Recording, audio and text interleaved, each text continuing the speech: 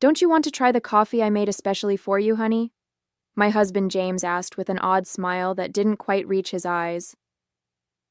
I was sitting at my sister-in-law Nina's elegant dining table in her Nashville home, where we gathered for our monthly family brunch. The coffee cup in front of me had a strange, almost metallic smell that made my stomach turn. My name is Christina, and at 29, I never imagined I'd be questioning whether my own husband was trying to poison me. But after 3 years of marriage and countless incidents of accidental food poisoning, I had learned to be cautious, especially around Nina. She had a way of orchestrating situations that left me sick or humiliated, always with that same innocent smile James was wearing now. "How thoughtful of you," I replied, forcing a smile while my mind raced. The aroma wafting from the cup was unlike any coffee I'd smelled before. It reminded me of the time last month when I'd ended up in urgent care after drinking tea at Nina's house. The doctors couldn't explain my symptoms, and Nina had insisted she'd made the tea exactly the same way she made her own. Nina watched me intently from across the table, absently stirring her own untouched coffee. "James has become quite the barista lately," she said with a smirk. "He's been practicing different brewing methods just for you." The way she emphasized "for you" sent chills down my spine. I had noticed James spending more time at Nina's house lately, claiming they were planning a surprise for our upcoming anniversary. But something felt off. The whispered conversations that stopped when I entered the room, the strange texts I'd glimpsed on his phone, and now this coffee with its peculiar scent. I lifted the cup, pretending to take a sip while studying their expressions. James and Nina exchanged a quick glance that confirmed my suspicions. Making a show of checking my phone, I stood up abruptly. "Oh, would you look at that? I need to make a quick call for work. Nina, would you mind if I use your study?" As I walked past Nina's place setting, I deliberately stumbled, quickly switching our coffee cups in the confusion of steadying myself. "I'm so sorry," I exclaimed, straightening up. "I'm such a klutz sometimes." Nina waved off my apology with a tight smile. "Just try not to break anything in the study." I nodded and hurried away, my heart pounding. Through the study's doorway, I could still see them at the table. Now I just had to wait and watch. From the study doorway, I watched Nina lift the coffee cup to her lips, and my stomach clenched with anxiety. Part of me wanted to stop her, to warn her, but I needed to know the truth. I'd spent too many nights in emergency rooms, too many hours doubled over in pain, always after sharing meals with them. It wasn't always like this. When I first met James at a friend's wedding in Nashville 3 years ago, he was charming and attentive. Nina had seemed welcoming too, inviting me to family gatherings and offering to help plan our wedding. But looking back, I should have noticed the red flags. The way she would accidentally spill things on my dress at important events, or how my food always seemed to have extra seasoning when she helped cook. The incident started small, an upset stomach here, a mild allergic reaction there. James always had an excuse ready. Maybe it was something you ate earlier, or you must be coming down with something. But the pattern was becoming clear. The worst was 2 months ago, when I ended up hospitalized after eating breakfast at their house.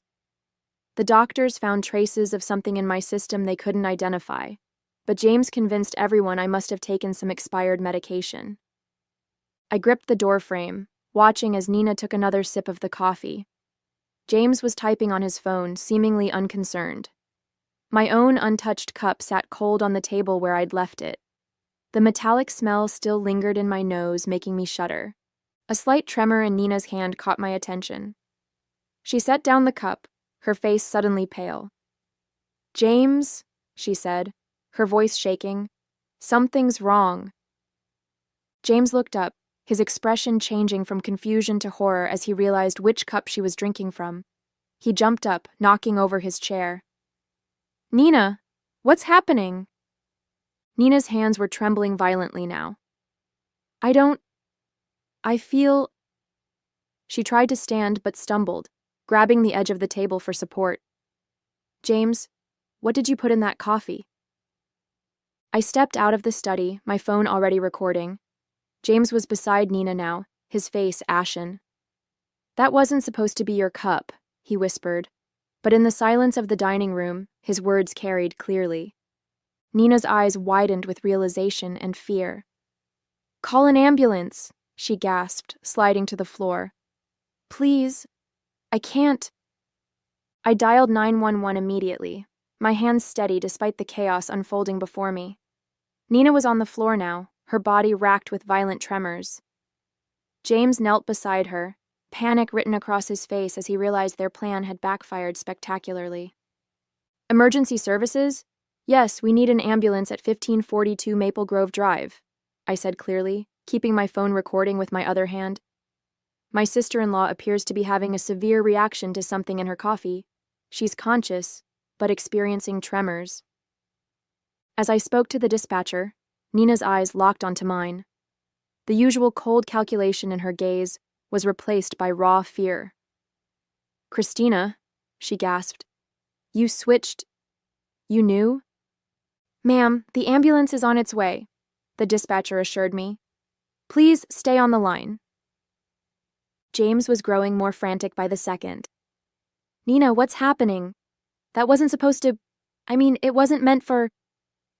"Shut up, James," Nina snapped through gritted teeth, her anger momentarily overcoming her distress. "This is all your fault. You said it would just make her sick enough to miss the board meeting next week. You promised it wouldn't be traced." My blood ran cold. The board meeting, where I was scheduled to present my proposal for a major client account, the same account Nina had been trying to land for months at our competing firms. Everything started clicking into place. "The tea last month," I said, my voice surprisingly steady. "And the breakfast incident 2 months ago. Those weren't accidents, were they?" Nina's face contorted with another wave of pain. "The tea, that was supposed to keep you home during the Johnson contract presentation. But you went anyway." She clutched her stomach, doubling over. "James said, he said we just needed to discredit you, make clients think you were unreliable." The sound of sirens filled the air outside. James stood up, backing away from both of us. "Nina, stop talking. You don't know what you're saying." "I know exactly what I'm saying," Nina spat, her words slurring slightly. "We've been planning this for months, ever since Christina started outperforming me at every client meeting. You were supposed to make sure she drank it today." The paramedics burst through the front door, and I quickly stepped aside to let them work.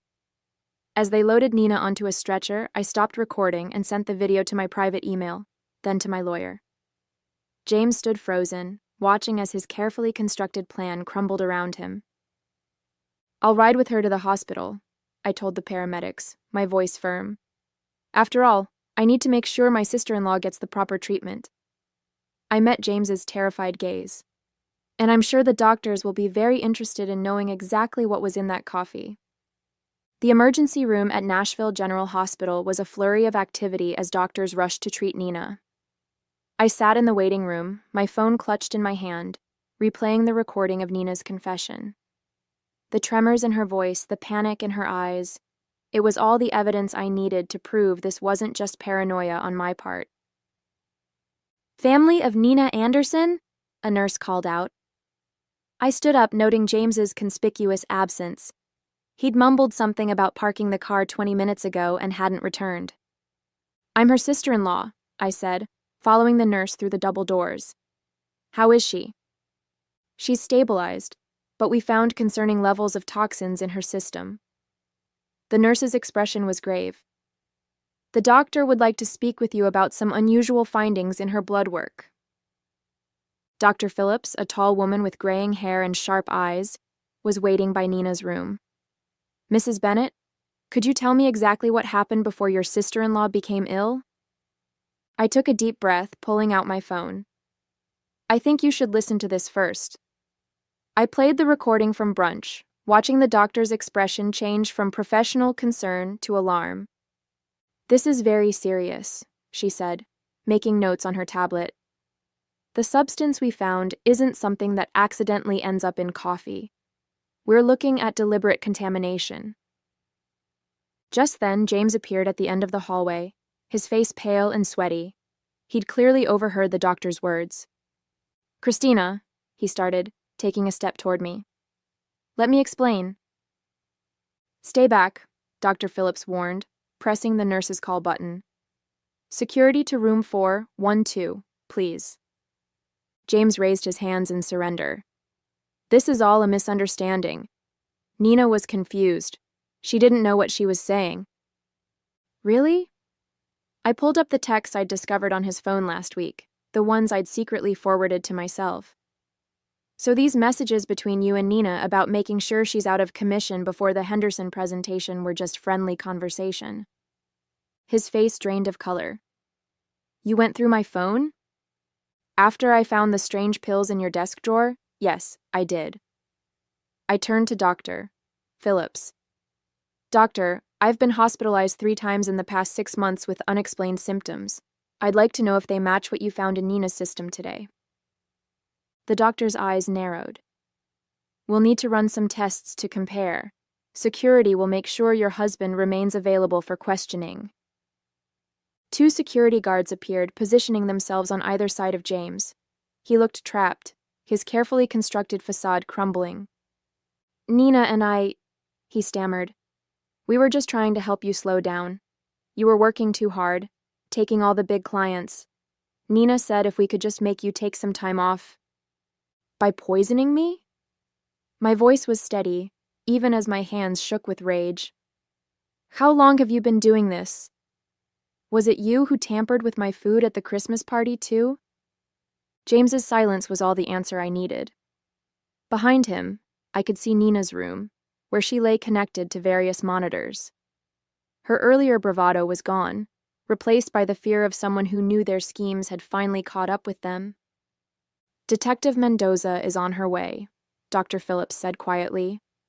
"She'll want to take statements from everyone involved."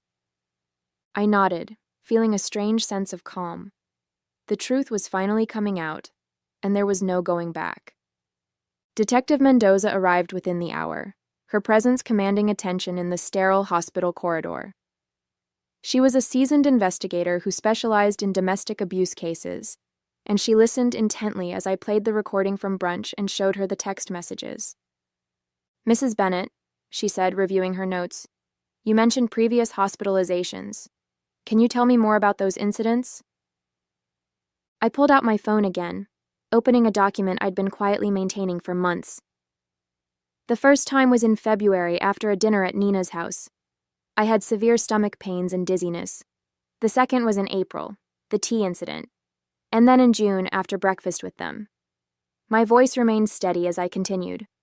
"Each time, the symptoms were similar but just different enough that the doctors couldn't pinpoint a cause." The detective's eyes narrowed as she looked at my detailed log of dates, symptoms, and circumstances. "And you've been keeping records?"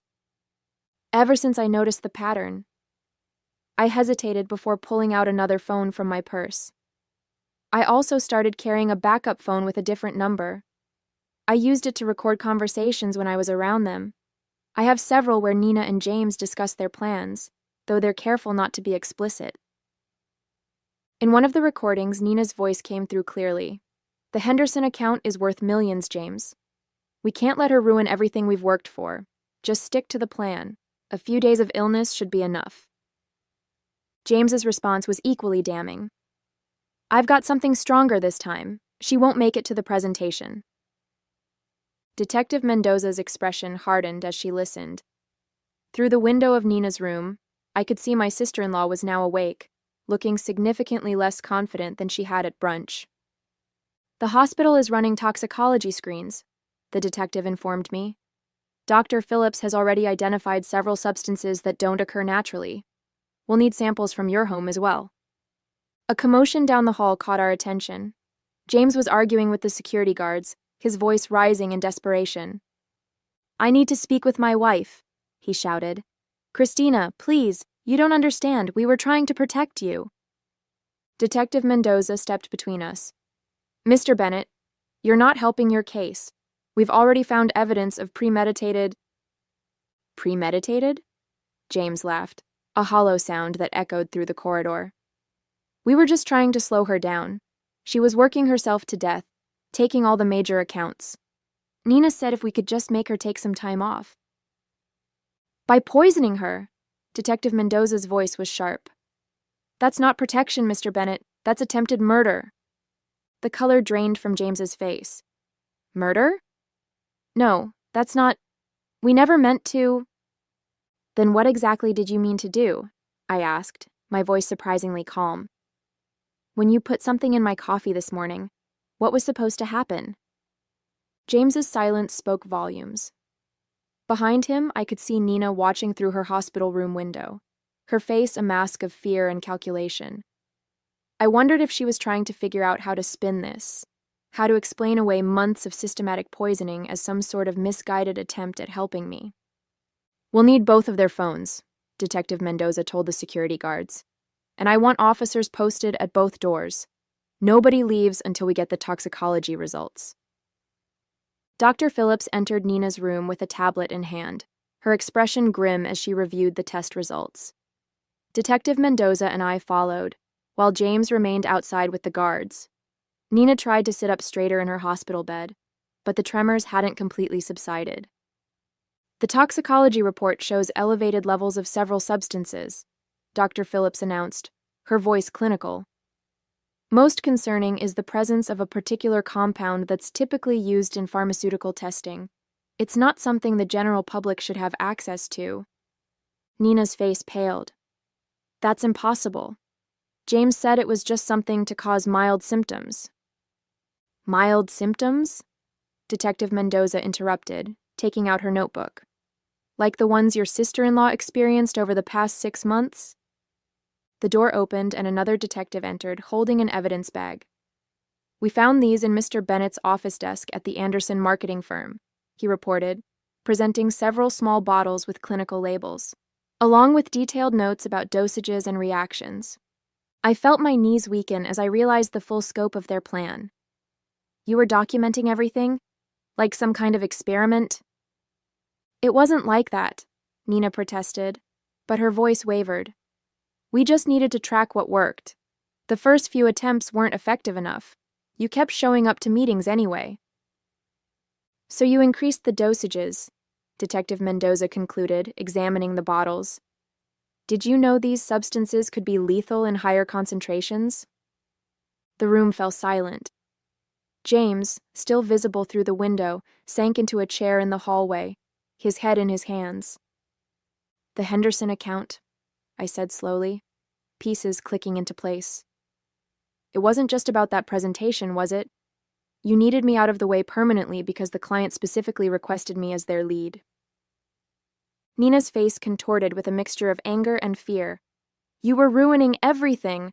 I built that client portfolio for years, and then you show up and suddenly everyone wants to work with you instead. James said he could fix it. By killing me? The words hung in the air, heavy with accusation. We weren't trying to... Nina started, but Dr. Phillips cut her off.